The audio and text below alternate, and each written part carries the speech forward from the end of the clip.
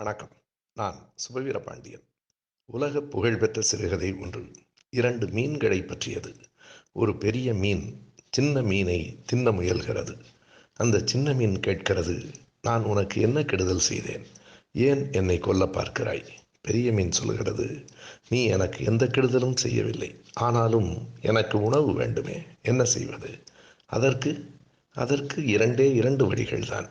ஒன்று, நீ என்னிடமிருந்து தப்பித்து ஓடிவிடு. அல்லது நீ என்னை தின்ன முடியுமானால் தின்றுவிடு. 2இல் ஒன்றுதான்.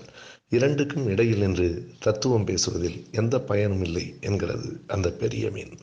ஏறத்தாழ நம்முடைய வாழ்க்கையும் அவ்வளவுதான். எல்லோரையும் வாழ்க்கை துரத்துகிறது.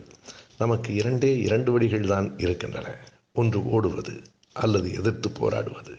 2ம் இல்லாமல் தர்ம நெறிகளை பற்றி இடையில் நின்று பேசிக்கொண்டிருந்தால் நம்மால் இந்த உலக வாழ்வில் வெல்ல முடியாது.